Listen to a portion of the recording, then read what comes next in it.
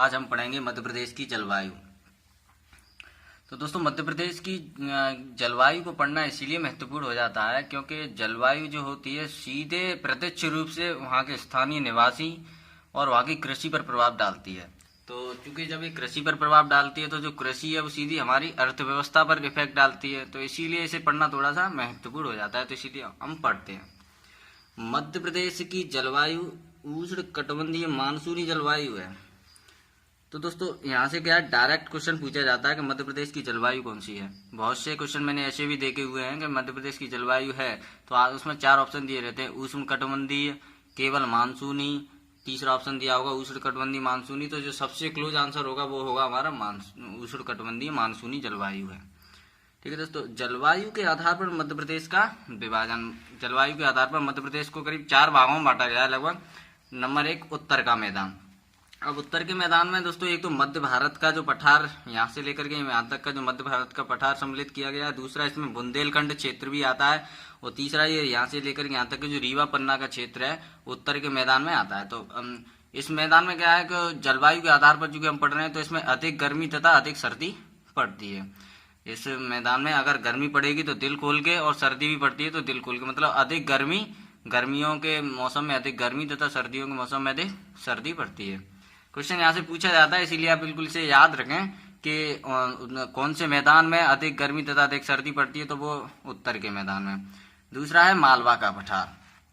मालवा का पठार जैसा कि आप देख पा रहे हैं, ये यहाँ से लेकर के ये क्षेत्र मालवा का पठार है, और यहाँ की जलवायु समशीतोष्ण जलवायु है। क्वेश्चन पूछा जाता है कि कौन से पठार की जलवायु समशीतोष्ण है, तो वो है मालवा के पठार की। समशीतोष्ण का क्या मतलब, सम मतलब समान, शीत मतलब सर्दियां, उष्ण मतलब गर्मी, उष्ण मतलब ऊष्मा या गर्मी। तो समान सर्दी और गर्मी का जहाँ पर मौसम रहता है वो कैसा है, मालवा का पठार, अर्थात सामान्य गर्मी तथा सामान्य सर्दी मालवा के पठार में। तीसरा जो क्षेत्र है वो है नर्मदा घाटी का क्षेत्र। ये आप देख पा रहे हैं, नर्मदा का बेसिन क्षेत्र है, प्रवाह क्षेत्र, तो नर्मदा घाटी का क्षेत्र। कर्क रेखा नर्मदा के लगभग समांतर गुजरती है। आप सभी लोग जानते हैं कि मध्य प्रदेश से होकर के कर्क रेखा गुजरती है, और करीब मध्य प्रदेश के 14 जिलों से होकर के ये गुजरती है। तो ये जो कर्क जलवायु को सीधे तौर पर मध्य प्रदेश को की जलवायु को कर्क रेखा प्रभावित करती है। दूसरा, मध्य प्रदेश की जो जलवायु को प्रभावित करने का कारक हो सकता है कि इसकी जो मध्य प्रदेश की सीमा है किसी भी समुद्री सीमा से नहीं मिली हुई है, इसकी अक्षांशीय स्थिति। तो ये सभी जो फैक्टर होते हैं जो जलवायु को प्रभावित करते हैं। तो जो कि नर्मदा घाटी कर्क रेखा नर्मदा के लगभग समांतर है, इसीलिए ग्रीष्म ऋतु अधिक गर्म और शीत ऋतु सर्वाधिक, मतलब शीत ऋतु साधारण ठंडी होती है।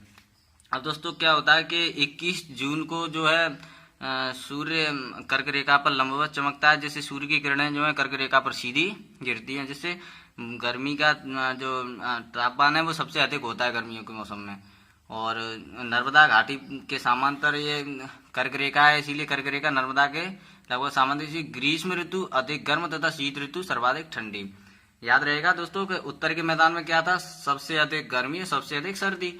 मालवा के में क्या था, सामान्य गर्मी सामान्य सर्दी। नर्मदा के में क्या है, नर्मदा घाटी में कि ग्रीष्म ऋतु अधिक गर्म मतलब अधिक गर्म और सामान्य सर्दी।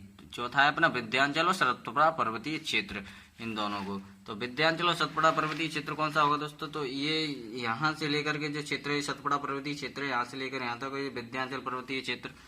तो पर्वतीय क्षेत्र जैसा कि आप समझ रहे, तो यहाँ की जो जलवायु है वो पर्वतीय जलवायु है। यहाँ साधारण गर्मी तथा साधारण सर्दी पड़ती है। ठीक है दोस्तों, तो जलवायु के आधार पर हमने मध्य प्रदेश को बड़ा लगभग 4 भागों में मध्य प्रदेश को डिवाइड किया। उत्तर का मैदान, मालवा का पठार, नर्मदा घाटी और विंध्याचल और सतपुड़ा पर्वतीय क्षेत्र। अब हम पढ़ेंगे ऋतुओं के आधार पर। तो मध्य प्रदेश में 3 प्रकार की ऋतुएं, मध्य प्रदेश में क्या पूरे भारतवर्ष में ही 3 ऋतुएं हैं, ग्रीष्म ऋतु, वर्षा ऋतु और शीत ऋतु। तो दोस्तों मध्य प्रदेश में ऋतु संबंधी आंकड़े एकत्रित करने वाली वेधशाला कहाँ पर स्थित है, ये क्वेश्चन कई बार पूछा जाता है कि ऋतु संबंधी वेधशाला का मतलब होता है कि ऐसी एक ऐसा कार्यालय, एक ऐसी ब्रांच, एक ऐसी वेधशाला जहाँ पर जैसे ग्रीष्म ऋतु में सर्वाधिक टेम्परेचर कहाँ रहा, वर्षा सबसे ज्यादा कहाँ हुई किसी पर्टिकुलर ईयर में। तो इस चीज का जो डेटा जो कलेक्शन होता है, ये इसका कार्य कौन करता है, ऋतु वो करती है, ऋतु संबंधी वेधशाला इसका कार्य करती है। ये कहाँ पर है, इंदौर में। आपको बस याद रखना है कि ऋतु संबंधी वेधशाला कहाँ पर है, तो इंदौर में। अब ग्रीष्म ऋतु, वर्षा ऋतु और शीत ऋतु। तो हम पढ़ेंगे ग्रीष्म ऋतु सबसे पहले। 21 जून को सूर्य कर्क रेखा पर लंबवत चमकता है, जैसा कि आप सभी जानते हैं, जिससे मध्य प्रदेश के तापमान में वृद्धि होती है। मैंने आपको बताया जब लंबवत चमकते हैं तो सूर्य की किरणें सीधी पड़ती हैं, जिससे ताप में वृद्धि होती है। और मई के महीने में सर्वाधिक गर्मी पड़ती है। ये क्वेश्चन डायरेक्ट पूछा जाता है कि किस महीने में सर्वाधिक गर्मी पड़ती है, तो मई के महीने में। और दोस्तों मार्च के महीने में दैनिक तापांतर सबसे अधिक होता है। इसमें कंफ्यूज मत होना कि मई के महीने में सर्वाधिक गर्मी और दैनिक तापांतर का मतलब होता है कि सुबह अचानक से, मतलब सुबह ज़्यादा सर्दी या दोपहर में गर्मी। ताप में अंतर, तापांतर का मतलब होता है ताप में अंतर। सर्दी और टेम्परेचर में जो बेसिक डिफरेंस, टेम्परेचर का जो डिफरेंस है वो मार्च के महीने में ज़्यादा देखने को मिलता है। तीसरा है ग्रीष्म ऋतु।